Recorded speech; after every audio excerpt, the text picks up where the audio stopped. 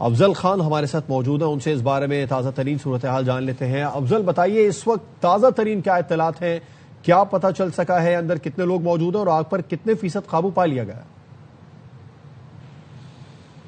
دیکھیے، تازہ ترین صورتحال جو کی تو ہے کہ اسی طرح سے جو ہے فائر فائٹرز کی جانب سے پانی کا استعمال کیا جا رہا ہے، آگ بجھانے کی کوششیں کی جا رہی ہیں اور حکمت عملی اختیار کی جا رہی ہے کہ آگ کو اطراف کی عمارتوں تک پھیلنے سے روکا جا سکے۔ اور اس وقت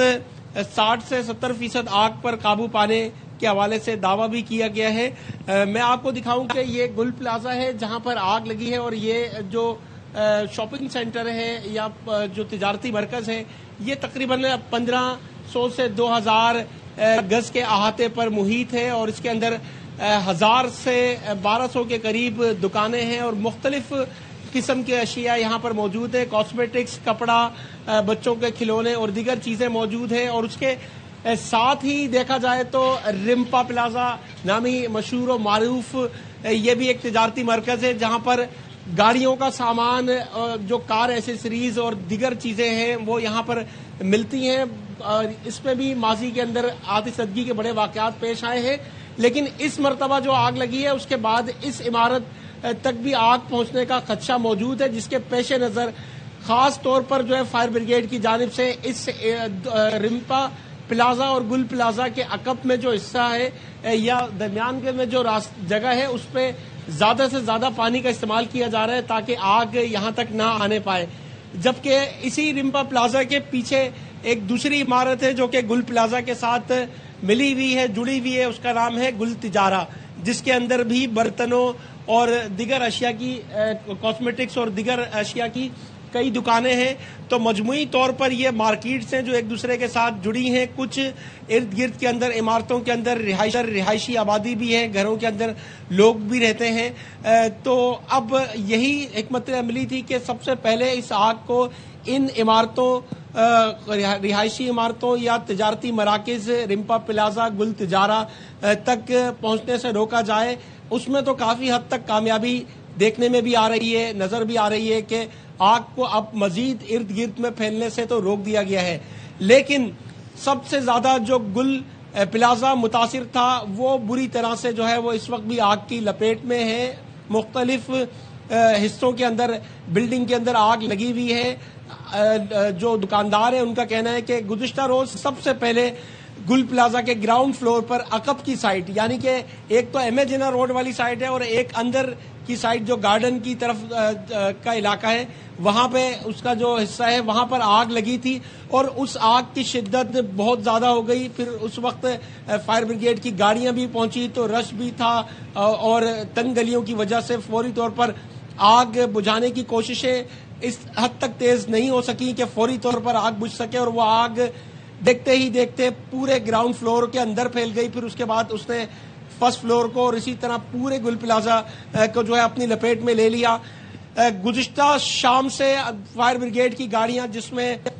کے M C fire brigade rescue 1112 اور اس کے علاوہ نیوی کے جو رضاکار ہیں یا فائر فائٹرز ہیں یا ان کی گاڑیاں ہیں، وہ کام کر رہی ہیں۔ واٹر ہائیڈرنٹس پر ایمرجنسی نافذ کر دی گئی، پانی وافر مقدار میں دیا گیا تاکہ جلد از جلد اس آگ پر قابو پایا جا سکے، لیکن اب تک صرف 60% آگ پر قابو پایا گیا ہے۔ اور یہ بھی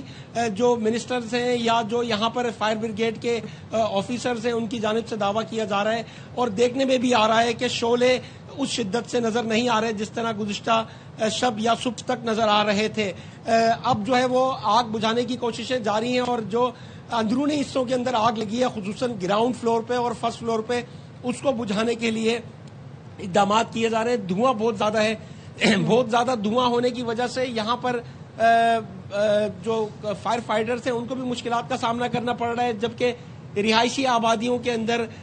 جو لوگ رہائش پذیر تھے ان کو بھی مشکلات کا سامنا کرنا پڑ رہا ہے۔ ایک بات یہ اچھی ہے کہ آج اتوار کا روز ہے، ارد گرد کے تجارتی مراکز میں صبح کے وقت اتنی زیادہ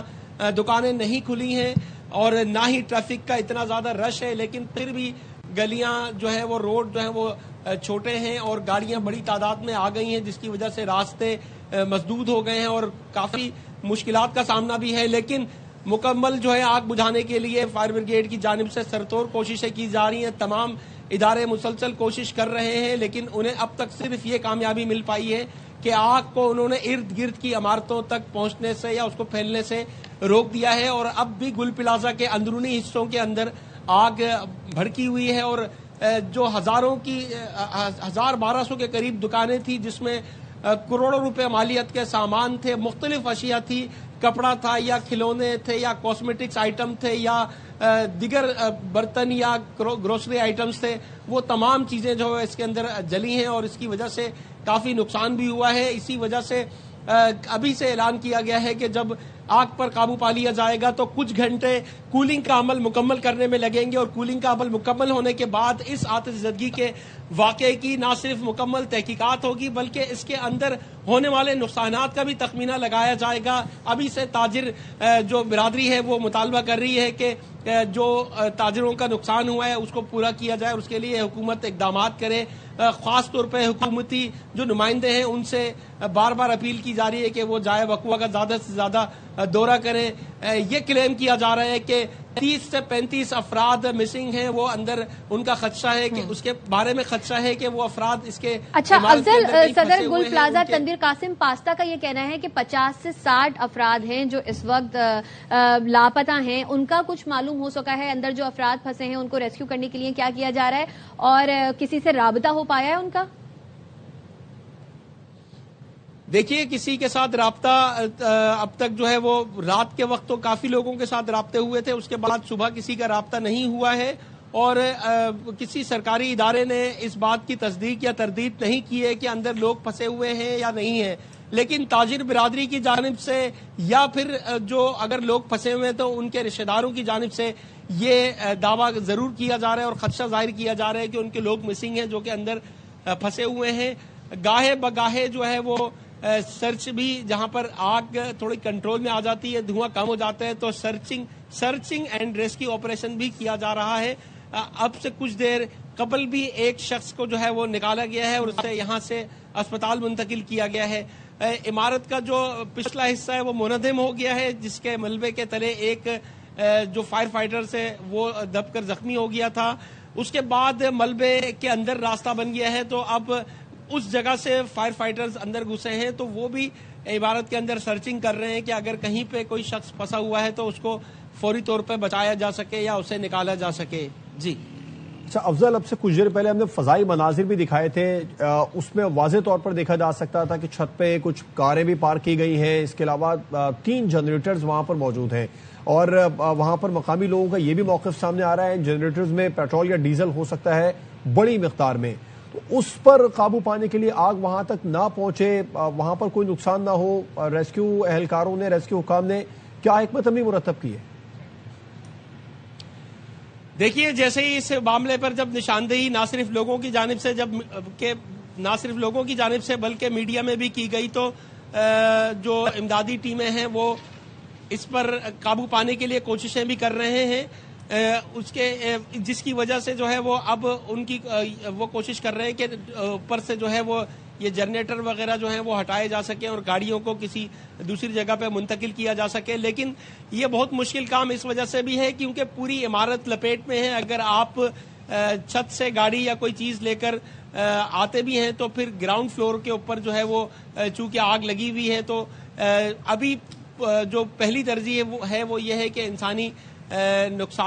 جانی نقصان کو بچایا جا سکے، اور اگر کوئی شخص پھنسا ہوا ہے تو اسے بچایا جا سکے، اور اس کے لیے سب سے پہلے آگ پر قابو پانا ضروری ہے، پھر دھواں ختم ہوگا اور اس کے بعد ریسکیو اینڈ سرچ آپریشن پوری عمارت میں ایک مرتبہ کیا جائے گا، اور اس کے بعد ہی تمام صورتحال واضح ہو سکے گی۔ اس وقت فوری طور پر ہر مسئلے کے بارے میں جو ہے وہ مسئلے کے حل کے لیے جو ہے وہ کوششیں تو ضرور کی جا رہی ہیں، لیکن کوئی بڑی کامیابی نہیں مل پا رہی ہے۔ صرف یہ کامیابی مل پائی ہے کہ آگ کو مزید پھیلنے سے روک دیا گیا ہے، اور 60 سے 70%